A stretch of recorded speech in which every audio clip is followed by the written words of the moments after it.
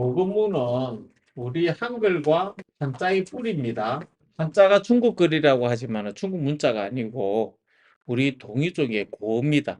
그래서 우리 고어로 복원을 하지 않으면 절대로 의미를 해석할 수 없고 음가를 복원을 할 수가 없어요. 음가라고 하는 것은 한자는 일자 다음이에요. 하나의 글자에 음이 3개 이상이라는 거예요. 내가 언어를 썼을 때하고 내 부인이 나를 칭할 때하고 내 자식이 칭할 때하고 언어가 다르다는 거예요. 똑같은 한자 문자인데. 그래서 일자 다음의 원칙이 있기 때문에 음이 많다는 걸 인지를 하셔야 되고요. 그리고 두 번째로는 뭐가 뭐냐? 문자가 살아있는 거예요. 살아있다는 것은 움직인다는 거예요. 복음문은요, 글자가 똑같은 글자가 하나도 없어요. 똑같은 글자지만은 상황에 따라서 좌우가 달라지고 형태가 달라지고 움직이는 글자예요. 이 움직이는 글자는 뭐가 하면 그 사건, 문자를 서게 된 사건을 알지 못하면 움직이는 글을 파악을 못해요. 즉 다시 말해요. 문자이면서도 이게 그림이라는 거예요. 상형과 의미를 두 개를 동시에 가지고 있는 걸 파악을 해야 돼요. 근데 이게 그림과 문자가 철저하게 고음, 한자는 의미의 글자 아닙니까? 하는데 실은 모르는 분들은 의미만 찾고 원래는 완벽하게 음을 복원해 들어가는 거예요. 일례로 우리가 이때까지 배운 게 뭐가 하면요. 우리가 얼차리라고 했을 때 이렇게 하면 새얼이지만은 살짝 내리자가 요 반체자예요. 이건 알이에요. 알. 얼과 알을 실은 이거는 중국에서는 해석을 못해요. 왜 이게 새인지 원래는 새 중에서도 기러기를 뜻하고 기러기는 이 응이라고 하는 응하다 할 때 앞에 새를 뒤에 따라가는 거 따르다 복종하다 이런 뜻이에요. 공자가 노자를 찾아갈 때 기러기를 들고 바쳐요. 요즘 남녀가 결혼을 할 때 기러기를 서로 예물로 바쳐요. 기러기라는 것은 상대방의 뜻과 철학을 따르다는 뜻이에요. 응하다는 뜻이에요. 남자와 여자가 서로가 복종하고 서로가 존경하고 따르다는 의미로 다 기러기가 들어가요. 왜? 앞에 새를 따라가기 때문에. 그럼 이건 한자에서 새의 의미를 해석을 못하면 이 글자까지 나중에는 해석을 못하죠. 그리고 모든 문자는 양족의 족칭에서 나와요. 부족에. 그 다음에 이 부족 내에 하나의 남자애가 가지고 있는 시칭, 그리고 이 시칭에서 나오는 성시. 성은 당연히 여자 쪽이죠. 시치나 우리는 말대로 이 시는 남자의 시죠. 요 10이 들어갔네. 세을과 알인데 10을 할 수 있는 존재. 요거. 요 존재는 여자를 딱 가지면 입이 돼요. 임자 할 때. 여자가 남자를 칭할 때도 임자고 남자가 여자를 칭할 때도 맡을 임자. 그리고 임신할 임자. 자, 이 씨앗이라는 것은 전형적인 시칭이라고 했을 때 씨앗을 칭하는 남자 쪽을 이야기를 합니다. 족칭과 시칭과 성씨에 이거는 일반인들이 가질 수가 없어요. 모든 게 사람 이름에서 문자가 다 파악이 됐어요. 자, 그러면 하나 예를 들어 봅시다. 고금문은요, 음을 완벽하게 복원해야 되기 때문에 가장 중심이 되는 우리 알이 날이거든요. 나는 우리가 날일자가 있죠. 이걸 이야기할 때. 이거는 핵심이에요. 이렇게 도 되고, 이렇게 비어있을 때도 되고.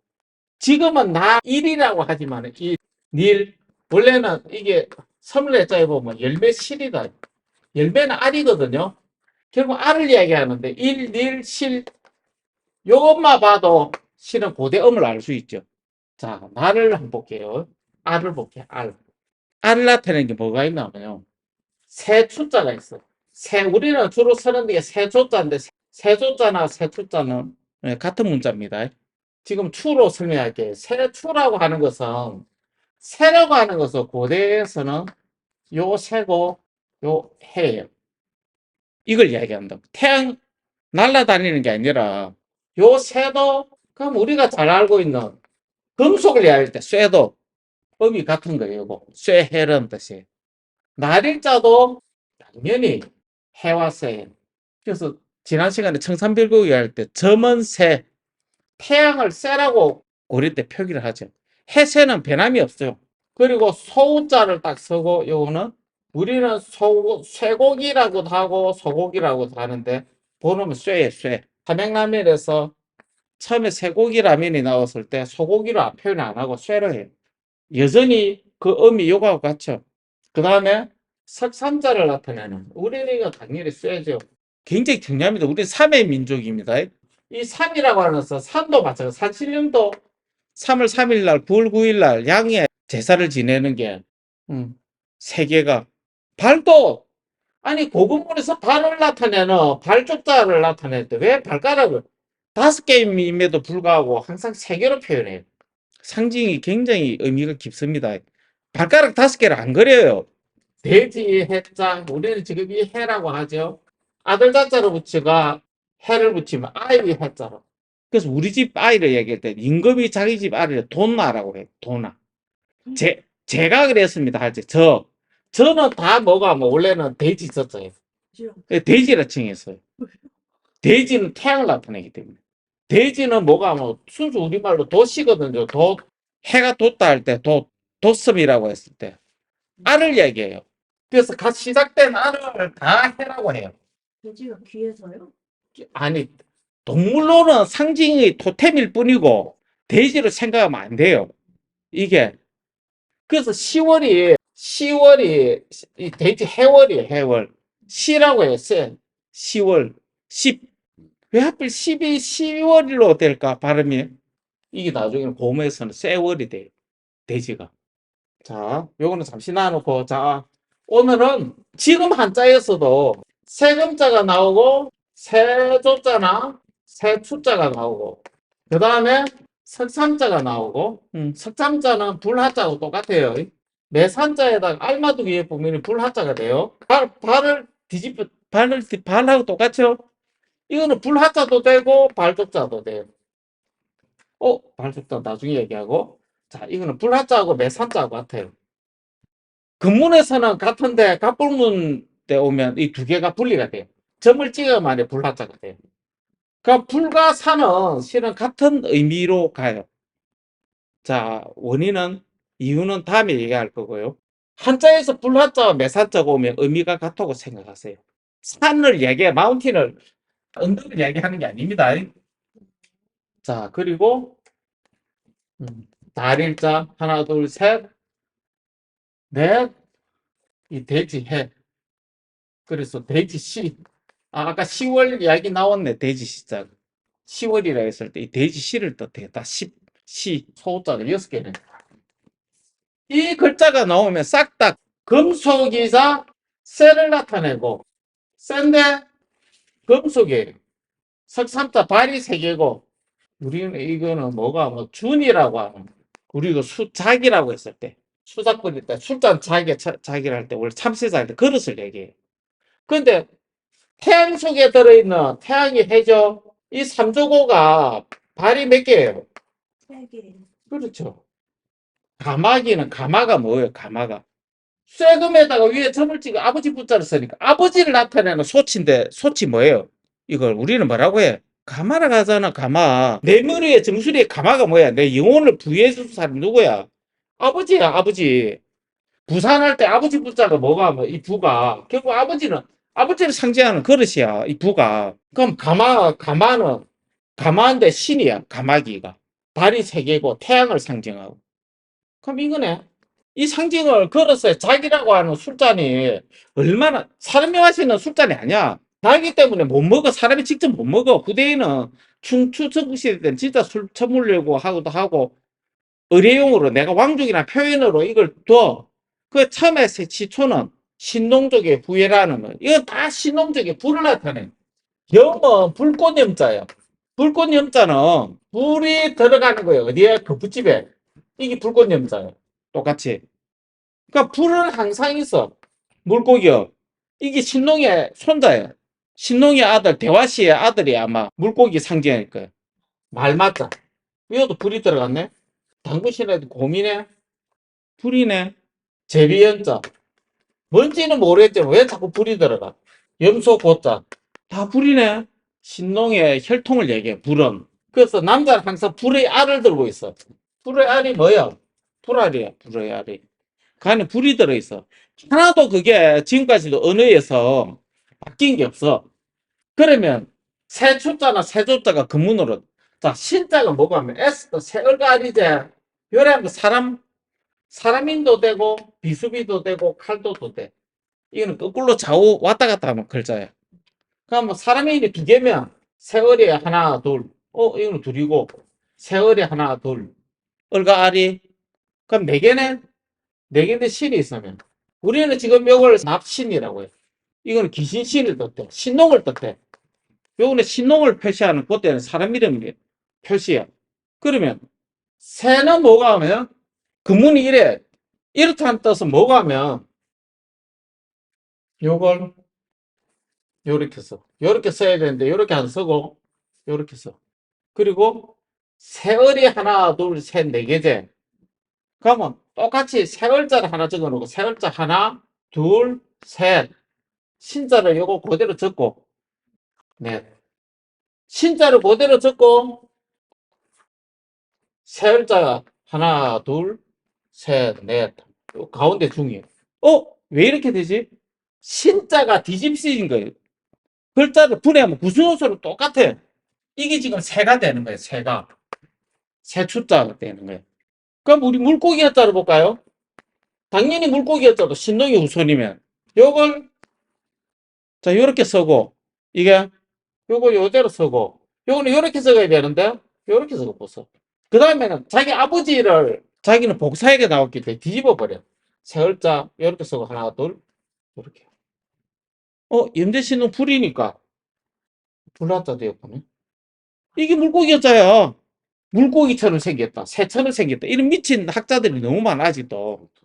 이거는 뭐같이 생겼다고 접근하면 안 돼. 한나라 때 허신이 설문해자에서 상형 가차 이런 형식으로 분류를 잘못하는 바람에 아직도 매친도도 이런 해석을 하고 있다고. 모르니까.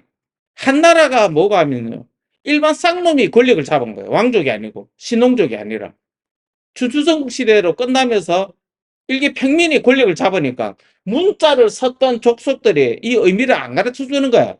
근데 문자의 의미, 음은 쓰고 있고 원리를 안 가르쳐 주지. 당연하지. 이집트가 망하면서 이집트의 상형 문자 히에로그라피가 로마군에게 알려줬어. 못 알려줘서 그 힘만 있고 무식한 놈들한테는 문학에 그 문자의 점수를 안 가르쳐 준다고. 이거는 신농적이 아니면 절대로 알 수 없게 만들어 놨다고. 자기 자식들은 이걸 풀 줄 안다고 해석하는 거예요. 그러면 새 추자로 나오는 글자들을 볼까? 손수변에 우리가 이게 닭개자예요. 삼계탕 할 때 개라고 해석되지만 본음은 뭐가 하면 이게 어찌 해자야. 음이 해면 뭐 당연히 태양을 나타내는 해겠지. 이렇게 해서 이열개라고 해. 이열개 해 나중에는 같이 가. 연결하는 거예요. 태양족의 자식이 계속해서 연결을. 신농족인데 위에서 뭐가 하면 태양족을 이었다는 뜻이야. 이 닭이라는 것은 해가 우리 닭개자를 보더라도 이렇다는 거예요. 그러면 이게 급부치 속에 뜨거운 샘물이라고 했을 때 손으로 새를 잡는 것도 손수두패 묻히면 손수가 이렇지만 이렇게도 손수야. 동작을 나타내. 그럼 손으로 새를 잡는 것밖에 안 돼. 일반 갑골문 학자들은. 그런데 이걸 금속을 다루는 주조 기술이면 거푸집 속에 거푸집으로 된 여기에 샘물을 부으면 샘물이 이 정도 양을 정확하게 여기에 측정이가 하는 걸 이걸 추라고. 그러면 추리 소설할 때 미루다, 헤아리다, 양을 측정하는 거야. 결국에는 추라고 하는 것은 추측하는 거야. 내가 얼마 부분 넘치지 않게 딱 하는 거. 그럼 거푸집 흙이 흙으로 돼 있으면 이게 태야, 쌀 태자, 퇴적되는 거예요. 왜냐면 거푸집 속에 샘물이 들어가는 걸 뭐라고 했어? 이 나아갈 진짜야. 자축거릴 척에 거칠지 발을 나타내네. 우리는 자축거릴 척에 욕을 했지. 요거 플러스 발짓자는 발은 나중에 샘물을 이야기할 거예요. 발이 나오면 항상 발족자의 의미는 발과 관련된 거는 단걸차기야. 샘물이 들어가는 거예요. 그래서 고대 신화에서 발이 나오면 싹 다 남녀 성교행이에요. 어느 나라 때 왕이 부인 여자가 들판에 나갔는데 커다란 거인의 발자국이 있어가 자기 발하고 맞추니까 임신이 돼버린 거예요. 다 성행위를 나타내니까 발은. 요 단일 행자에 요 윗부분은 이렇게 되면 이게 돼지머리 두가 되지. 아까 그러면 거푸집 이게 요거를 뭐라 나오요? 또자 손을 나타내면 요거 하나를 척이라고 해. 한 척, 두 척 배 살릴 때 외짝이라고 외짝. 두 개 중에 짝이 안 맞는 거 하나만 있는 거. 그럼 새가 두 개 있으면 새가 두 개 있고 손으로 좌우 대칭을 맞추면 이게 쌍이라고 해. 한 상 두 상 할 때 좌우 대칭을 상으로 짝을 맞추는 거. 자, 우리는 이걸 화살시라고도 하고 이렇게 쓰면 우리는 이걸 온전할 전이라고도 해요. 화살치와 온전할 전자는 뭐가 하면 거푸집을 얘기해. 거푸집. 거푸집 속에 화살촉을 어떻게 만드냐면 샘물을 딱 보면 자, 거푸집 속에 샘물을 보면 1번, 2번, 3번이 한꺼번에 만들어지지. 우리는 이걸 뭐라 하나 뭐 족이라고 해. 자, 이 족이라고 하는 화살이라고 하는 것은 한 번 만들 때 여러 개가 만들어져. 그럼 요거는 형제 관계예요. 한 번 만들 때 들어가서 째삐하게 되는 거. 자, 화살신데 샘물이 들어가가지고 끝이 뾰족한 거. 요거. 이걸 꽁치라고 하는데, 치는 송곳추자처럼 꼬리가 이렇게 째삐대, 이렇게. 송곳처럼. 송곳을 얘기돼, 치라고, 튀어나오는 거. 그래서 우리 책에도, 교재에도 뭐가 있나, 뭐, 찌르면서 들어가, 앞으로 툭 튀어나오고 찌르면서 나오는 게 뭐가 하면, 꽁으로 표현을 많이 했어. 옛날에 성이 있는데, 성이 적들이 오면, 성을 가지고 위에서 사람들이 방어를 하면 효율적으로 막는 방법이 뭐가 성 중간중간에 이렇게 툭 튀어나오게 만들었다고. 이렇게. 그럼 적들이 쳐들어오면 이렇게 여는 사람이 10명밖에 못 쓰는데 7을 만들어 놓으면 사람들이 여기도 써가지고 여기서 들어오면 몰살하고 여기서도 이렇게 공격을 이렇게 입체적으로 하는 거예요. 이걸 치라고 한다. 왜 이걸 꽁이라고 하는지 꽁치라고 하는지 성을 이야기할 때 성곽을 이야기할 때 이해를 못 하는 거예요. 한자의 의미를 제대로 알면 모든 것을 해석을 할 수가 있어. 튀어나온 부분. 당연히 이 꽁치자는 돌출된 거. 그래서 송곳추까지 의미가 나와야 돼. 금속으로 만들었는데 째삐단 거. 그래서 우리가 대표적으로 거푸집 속에 이 나무목은 속이라는 지난주 시간에 이게 집단지를 했을 때 모을 집자가 선출자를 세 개를 적어놓고 나무목에도 원래는 이게 새가 나무 위에 앉아 있는 게 아니고 대량 생산하는 거예요. 이게 속을 만드는 게 속. 목, 속, 동. 제가 지난 시간에 같은 걸 이야기했죠. 원래는 세조자에다 매산자를 적으면 섬도라고. 섬하면 바다에 있는 한 덩어리, 흙덩어리를 섬이라 하죠. 지금은 고대에는 덩어리를 이야기했어, 덩어리. 우리 한 섬, 곡식의 한 덩어리를 한 섬, 두 섬이라고 얘기하듯이. 그러면 우리가 방아를 찍기 위해서 곡식을 넣고 절구공이로 이렇게 찌으면 이거는 절구공이는 남녀 성행위로 봤어. 여자의 성기, 남자의 성기. 그러면 손수비 없지 뭐. 손에 섬을 가지고 있는 게 아니라 이 찌을 도자에 도정하다 할 때. 곡식을 찢는 거. 이건 도는 뭐가 하면 이 찌을 도자는 곡식을 찢는 게 아니고 원래는 정확하게는 성행위처럼 거푸집 속에 샘물을 엮는 거는 똑같이 성행위로 봤어. 거푸집이 여자고 샘물은 남자의 기능을. 그걸 찌을 도라고 했어.